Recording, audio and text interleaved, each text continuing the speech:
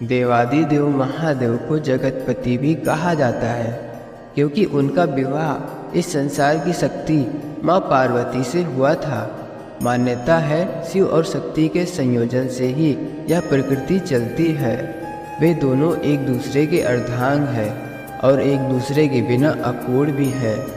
जहाँ एक तरफ शिव अनादि के सृजन करता है, वहीं शक्ति प्रकृति का मूल स्वरूप माता पार्वती हिमवान राज की पुत्री हैं, जिसके अनुसार उन्हें शैलपुत्री भी कहा जाता है।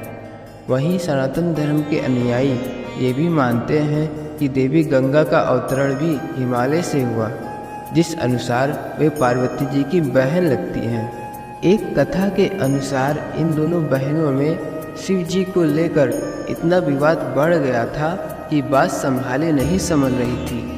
आइए जानते हैं माता पार्वती और गंगा जी के विवाद की यह रोचक कथा।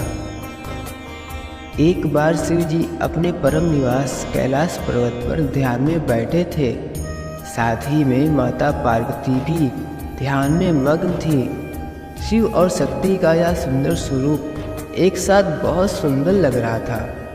एक तरफ जहाँ महादेव और महादेवी ध्यान मग्न थे, वहीं शिव जी के परम भक्त नंदी जी अपने प्रभु और माता की शोभा को निहार रहे थे। दोनों का यह सुंदर स्वरूप देख खुद ही नंदी जी के नेत्रों से आंसू बहने लगे। अपने भक्त की आंखों से बहते अश्रुओं का बांध जैसे ही महादेव को हुआ, उन्होंने नेत्र खोले। महादेव ने जैसे ही भक्त चिंता में नेत्र खोले, उन्होंने देखा सामने ही हाथ जोड़े गंगा खड़ी थी।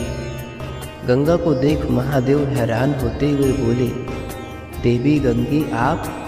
महादेव की वचन सुन गंगा बोली, हे आदि पुरुष, आपके रूप को देखकर मैं आप पर मोहित हो गई हूँ। कृपा कर मुझे पत्नी रूप में स्वीकार करें। जैसे ही ये स्वर माता पार्वती के कानों में पड़े, वो हैरान हो गई।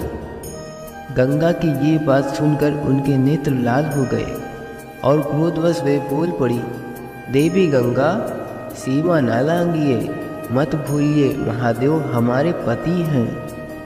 यह सुनकर ठिठोली करते हुए गंगा बोली, अरे बहन, क्या फ़र्क पड़ता है? वैसे भी भले ही तुम महादेव की पत्नी हो, फिर भी देवाधिदेव महादेव शीश पर तो मुझे ही धारण करते हैं। जहाँ कहीं महादेव के साथ तुम नहीं जा सकती, मैं तो वहाँ भी पहुँच ही जाती हूँ।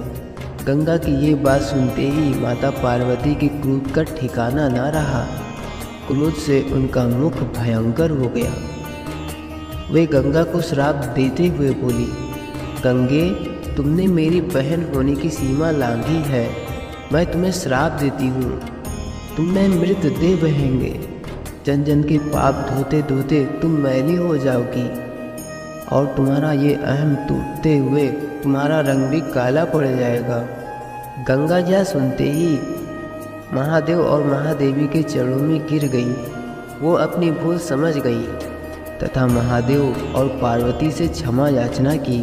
तब महादेव ने कहा, हे गंगे, यह श्राप तो अब फलित होकर रहेगा, पर तुम्हारे पश्चाताप से प्रसन्न होकर हम तुम्हारे श्राप से मुक्ति देते हैं। हे गंगा, तुम जनमानस के पापों से दूषित होगी, पर संत जन के स्नान से तुम्हारी शुद्धि तुम्हें वापस प्राप्त होगी।